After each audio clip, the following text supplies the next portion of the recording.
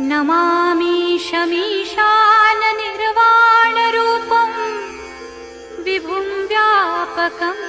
ब्रह्मवेदस्वरूपम् अजं निर्गुणं निर्विकल्पं निरीहं चिदाकाशमाकाशवासं भजेऽहम् निराकारमोङ्कारमूलं तुरीयं गिराज्ञानगोतीतमीशं गिरीशं करालं महाकालं कृपालुं गुणागारसंसारपारं नतोऽहम् तुषाराद्रिसङ्काश गौरं गभीरं मनोभूतकोटिप्रभाश्रीशरीरम् स्फुरन्मौलिकल्लोलिनी चारुगङ्गा लसद्भालबालेन्दुकण्ठे भुजङ्गा चलत्कुण्डलं भ्रूसुनेत्रं विशालं प्रसन्नाननं नीलकण्ठं दयालुं मृगाधीशचर्माम्बरं मुण्डमालं प्रियं शङ्करं सर्वनाथं भजामि प्रचण्डं प्रकृष्टं प्रगल्भं मरीशम्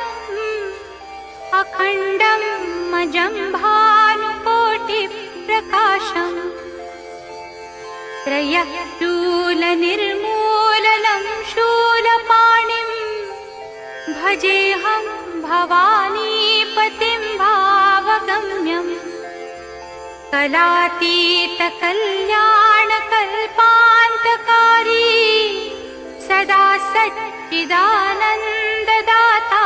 पुरारी चिदानन्दसन्दोहमोहापहारी प्रसीद प्रसीद प्रभो मन्मथारी न यावत् उमानाथ पादारविन्दं भजन्ति हलोके परे वा नराणाम् न तावत् सुखं शान्ति सन्तापनाशं प्रसीद प्रभो सर्वभूताधिवासम् न जानामि योगं जपं नैव पूजा नतोऽहं सदा सर्वदा शम्भुतुभ्यम् जराजन्म दुःखौघतातप्यमानं प्रभो पाहि शापान्नमामीश शम्भो रुद्राष्टकमिदं प्रोक्तं विप्रेण हरतुष्टये ये पठन्ति नरा भक्त्या तेषां शम्भुः प्रसीदति इति श्रीमद् रामायणे